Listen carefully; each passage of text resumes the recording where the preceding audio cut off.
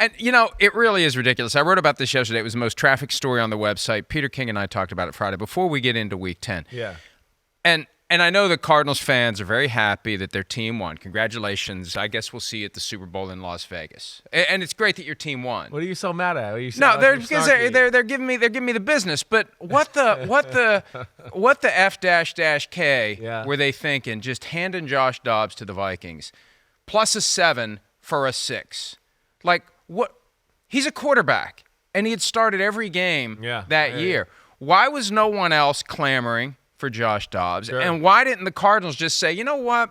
We're still not sure how healthy Kyler Murray's going to be. We got this rookie who's not ready, as evidenced by the fact that they gained 58 yards of total offense against the Browns with Clayton Tune playing. Why would they just give this guy up? Are they so intent on stockpiling picks that they're willing to turn over a player who's clearly good for an upgrade from round 7 to round 6? It really makes no sense. It's one of the dumbest trades of recent years, because just keep the guy around. Just keep him there. Yeah. No, he wasn't asking to be traded. No, he wasn't. And he'd be a good backup. I hear your point there. I think there's probably a part that they were surprised they were going to get that kind of action. I don't know, what their thought was there. You would think, but I think they just wanted to figure out Kyler Murray, move on to a young quarterback, see what he had a little bit.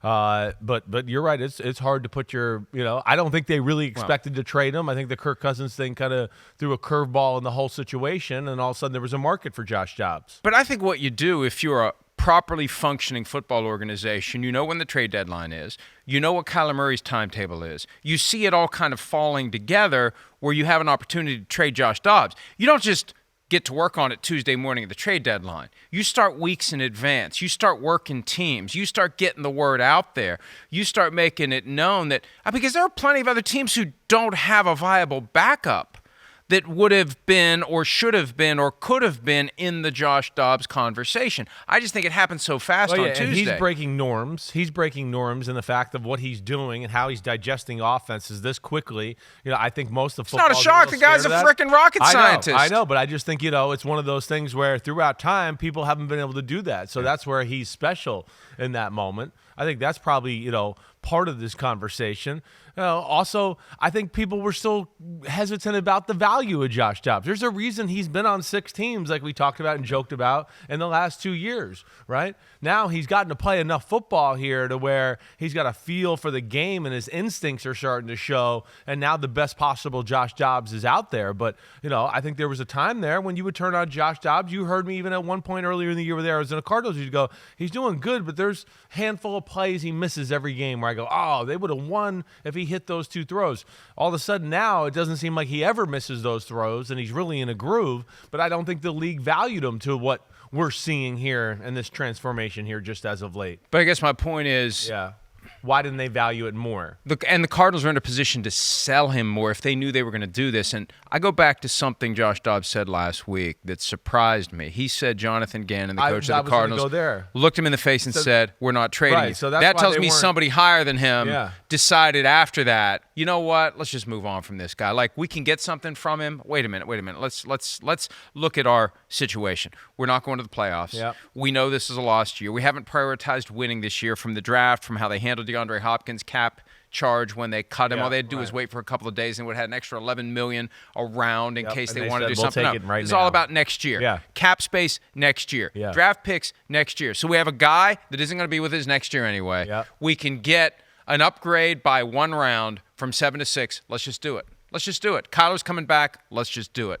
And I think that because they got so little for him, it just shows that – and the Vikings benefited from it, clearly. Yeah. This whole 6-7 trade that we've seen happen, like 7 or 8 guys have had it happen this year, it's the equivalent of, the day when they come and take any of your trash, even the stuff they wouldn't ordinarily take, and you put all your junk out there, and then people are driving around, and they start eyeballing your junk, and they want to take it, and you get kind of mad. Yeah. Like, hey, I could have sold that. Like, that's what this player plus a 7-round pick, future 7-round pick, like 25, 26. Some of these are like 2-3 years out.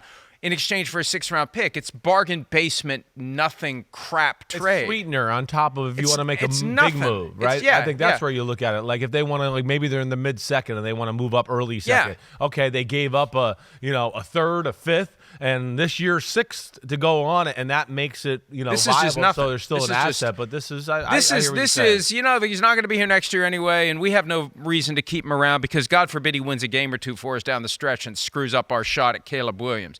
It really is. And now, well, that doesn't make sense anyways. Just because now you got Kyler Murray in there, and he's going to win the games anyway. Well, that's right. Yeah. Well, and now they got a problem because I think they're trying to balance showcasing Kyler Murray, prioritizing this year, creating a little excitement, and it's not a functional football organization from the top down. I hear you. We see all the reports, the long reads, the deep dives. Every major outlet feels compelled to check a box on a 10,000-word story about how dysfunctional the Cardinals are. Guess what? They're dysfunctional. It starts with ownership, and that infects every decision that's made with Kyler Murray. The GM and the coach can overcome that and maybe instill some culture there and get Bidwell to change some of his ways. Or and they get them part to of change. it. I mean, we'll see. Yeah, we'll see. So far, I like the look of what they're doing. I can't complain about the moves they're making for the most part.